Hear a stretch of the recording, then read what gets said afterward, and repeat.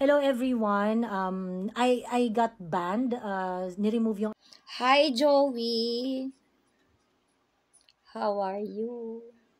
Bukas nga pala, ang third na, actually, I know bukas sampina na yon. March 21 sa Kongreso. Ito yung sinasabi ko, Supreme Court pa more. Abridging the right, the expression. But anyway, hindi yan ang aking ini-stitch dito.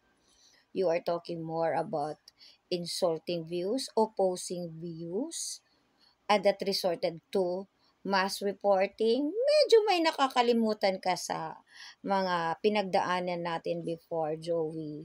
Oo, masyado kang makalimutan sa mga part na yan.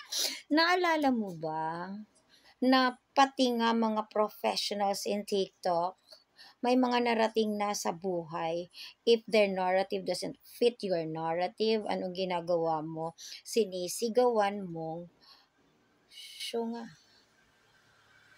kaya nga ako umariba." 'Di ba? That dahil even sa usapin ng Dengvaxia, sa usapin ng Molnupiravir, naalala mo 'yon? Sinisigawan mo ang mga doktor, ang mga dalubhasa, na daig mo pa yung mga nalalaman nila na nasa legal profession ka naman din sana. Naalala mo yung mass reporting na nagkaubusan tayo ng account?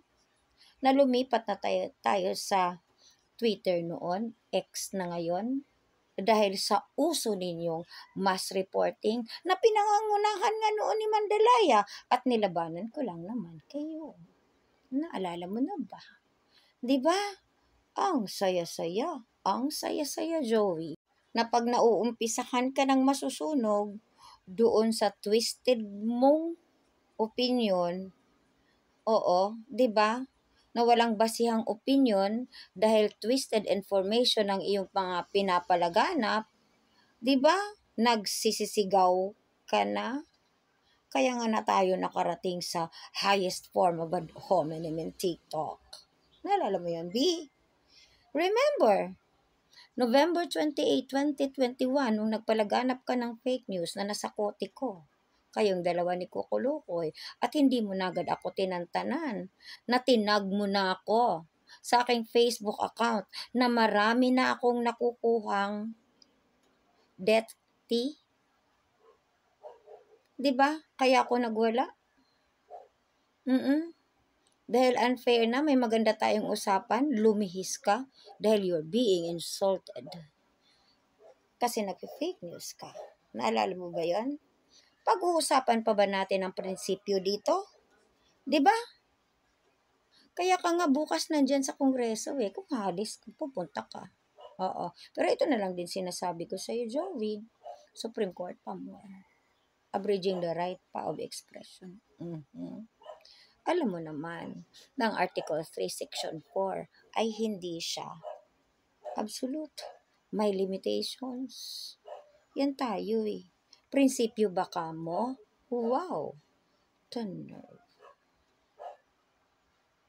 Diba? The audacity.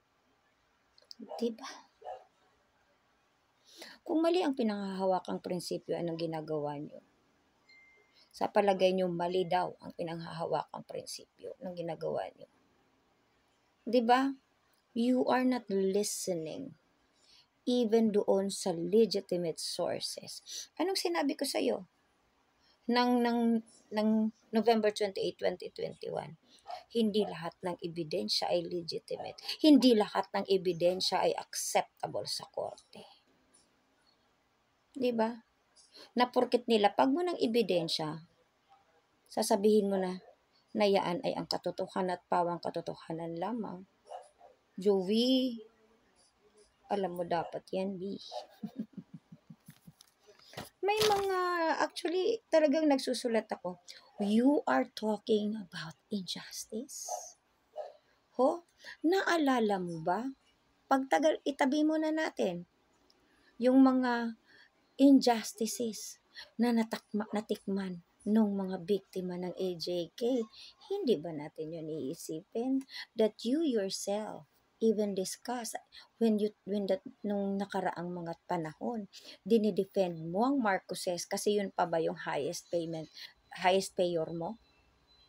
Dinidefend mo that you even defended those victims of martial law? Dahil sinasabi mo natural lang ang desaparecidos, natural lang at natural yan. Diba, Joey, naalala mo? Wow, the nerve yan.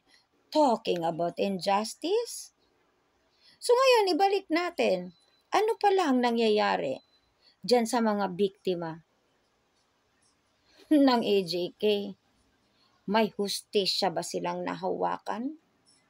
Na pinaggagawa dyan sa ngumangawa ngayon ng due process na poon mong nasa The Hague, ngumangawa-ngawa ng injustice, ngumangawa-ngawa ng due process, at kumakalampag ng human rights? Naalala mo ba, Joey? When in fact, yung poon mong nasa The Hague ang nagpasimuno ng inhustisya sa mga biktima ng AJK. At ang iyong poon na pinagkait ang due process ng mga biktima na tinatamasa niya ngayon at the highest level. Yung iyong poon na dinefund, inaway ang Commission on Human Rights dahil tinutulig sa tinatanong siya sa pinaggagawa niya. Injustice ba yon or ano yon, Joey? The nerve. The audacity. Wala, Joey. Wala.